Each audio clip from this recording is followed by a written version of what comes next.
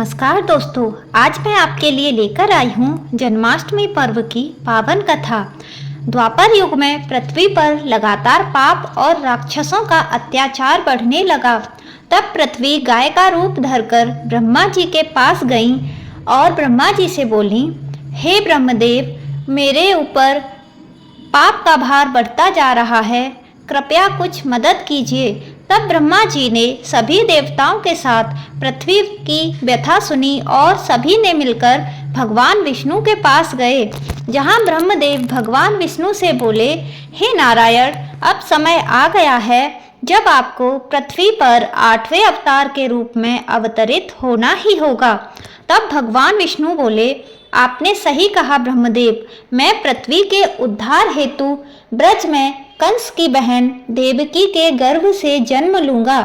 तब सभी देवता ब्रज में आकर नंददेव और यशोदा तथा गोपियों के रूप में अवतरित हुए।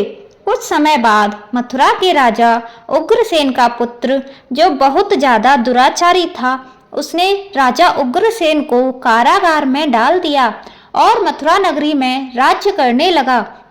उसने सिपाहियों से कहा, सिपाहियों, महाराज को कारागृह में बंदी बना दो।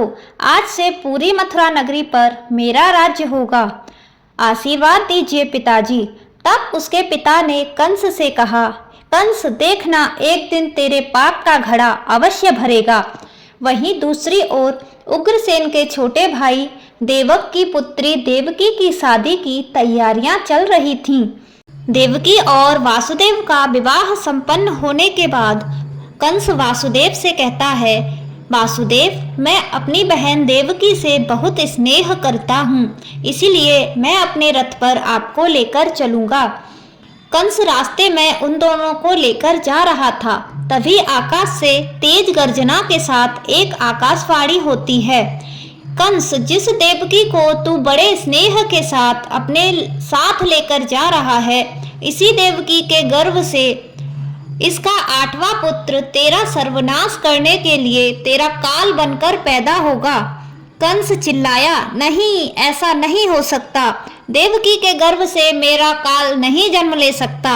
अगर ऐसा हुआ तो मैं वासुदेव को ही खत्म कर देता हूँ। फिर मुझे किसी बात का डर नहीं रहेगा। जैसे ही कंस ने वासुदेव को मारना शुरू किया, देवकी ने प्रार्थना की, नहीं भाई, ऐसा मत करिए, ऐसा नहीं होगा, मैं ऐसा नहीं करने दूंगी। मैं आपसे वादा करती हूँ, मेरा 8वां पुत्र पैदा होते ही मैं उसे आपको दे दूंगी, लेकिन आप मेरे पति का वध मत करिए भैया, मुझ पर दया कीजिए। कंस ने देवकी से कहा, ठीक है, लेकिन अब से तुम मथुरा के कारागृह में मेरे बंदी बनकर रहोगे। तब से कंस ने वासुदेव और देवकी को बंदी बनाकर कारागार में डाल दिया। कुछ समय बीतता गया। जैसे ही देवकी के कोई पुत्र पैदा होता, कंस उसे ले जाता और मार देता। ऐसे ही देवकी के 7 पुत्र पैदा हो चुके थे। अब देवकी के 8वां पुत्र पैदा होने वाला था।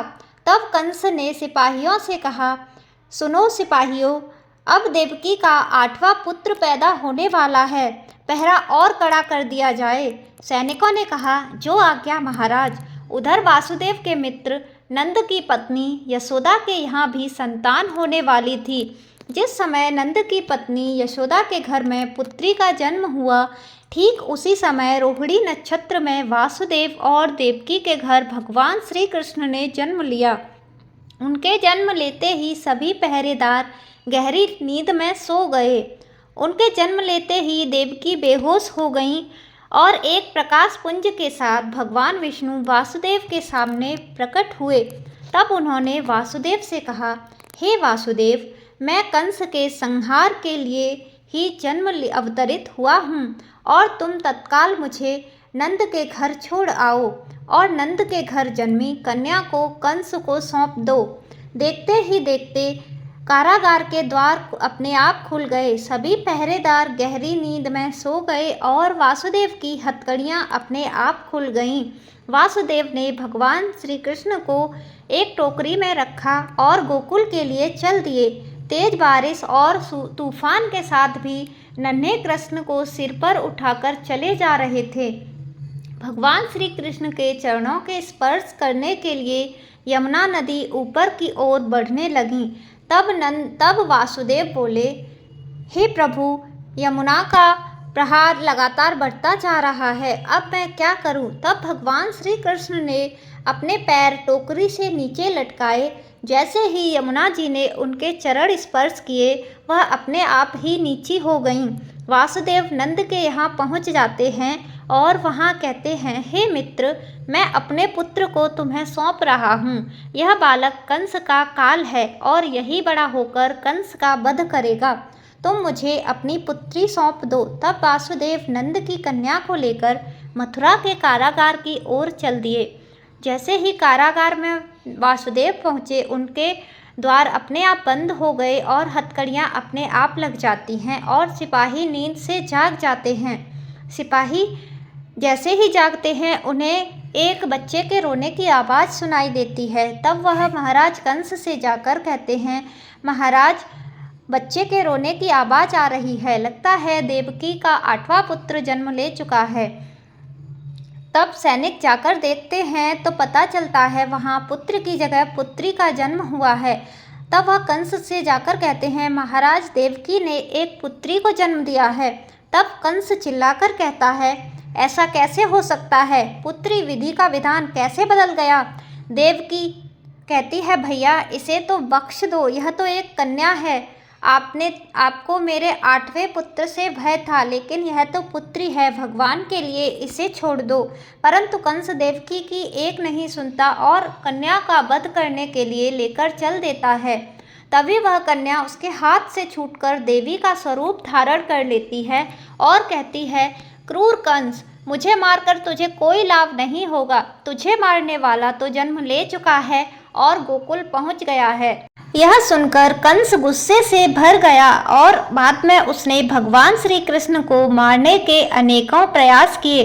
अंत में भगवान श्री कृष्ण ने बकासुर, पूतना तथा कंस जैसे राक्षसों का वध कर पृथ्वी की रक्षा की।